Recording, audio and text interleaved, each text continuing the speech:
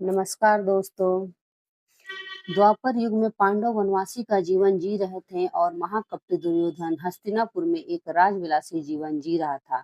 एक दिन महर्षि दुर्वासा अपने शिष्यों के साथ हस्तिनापुर अतिथि बनकर पधारे थे। दुर्योधन ने काफी अच्छी तरह से उनका आतिथ्य किया। इसी पवित्र कार्य के बीच दुर्योधन ने अपने मामा शकुनी के साथ मिलकर पांडवों को परास्त करने की एक योजना बनाई। जब महर्षि दुर्वासा ने कहा कि हम अब भोजन करेंगे, तब दुर्योधन बोला कि ऋषियों को भोजन कराना तो एक महापुण्य का कार्य है। लेकिन महर्षि दुर्वासा, मैं आपसे अनुरोध करता हूँ कि इस महापुण्य को प्राप्त करने का अवसर आप मेरे बड़े भ्राता युधिष्ठिर को दीजिए। इतना कहकर युधिष्ठिर ने महर्षि दुर्वासा और उनके शिष्यों को नजदीक के वन में बसे युधिष्ठिर की कुटिया में भोजन करने के लिए भेज दिया, क्योंकि वह जानता था कि दोपहर के समय पांडव द्रौपदी सहित खाना खा चुके होंगे और कुटिया में अन्न शेष नहीं होगा। कुछ ही समय में महर्षि दुर्वासा अपने शिष्यों के साथ पांडवों की कुटिया के सामने थे। वहां युधिष्ठिर ने उनका बड़े आदर के साथ स्वागत किया। महर्षि दुर्वासा ने युधिष्ठिर को दुर्योधन के साथ हुआ अपना वार्तालाप बता दिया और कहा कि मैं और मेरे शिष्य स्नान के पश्चात भोजन ग्रहण करेंगे।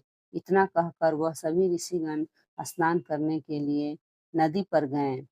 धर्मराज युधिष्ठिर यह बात तुरंत जाकर द्रौपदी को बताई। द्रौपदी ने कहा, इस वक्त तो हमारे पास कुछ भी भोजन शेष नहीं है। द्रौपदी का दिल यह सोचकर घबराने लगा, अगर ऋषियों को भोजन नहीं कराया तो उन्हें महर्षि दुर्वासा के क्रोध और पाप का पात्र बनना पड़ेगा। उस कठिन घड़ी में द्रौपदी अपने मित्र सखा कृष्ण को याद करने लगी। उसी वक्त लीलाधर कृष्ण ने द्रौपदी की कुटिया के अंदर प्रवेश किया। उन्होंने देखते ही द्रौपदी उनके पास दौड़ती हुई गई और उन्हें अभिवादन करके अपनी समस्या बताने लगी। कृष्ण ने कहा, द्रौपदी, तुम्हारी समस्या को कुछ समय के लिए भूल जाओ और सबसे पहले मुझे खाने को दो, मुझे बड़ी जोरों की भूख लगी है।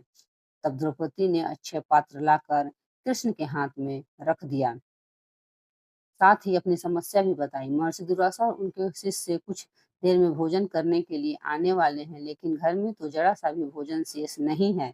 द्रौपदी की बात सुनकर कृष्ण मुस्कुराए और पात्र में देखने लगे। उस पात्र में चावल का सिर्फ एक दाना बचा था।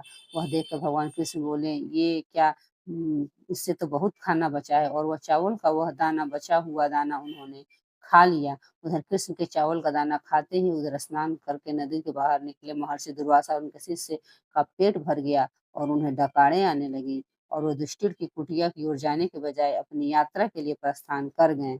इस तरह चावल के एक दाने से ही कृष्ण भगवान में ऋषियों को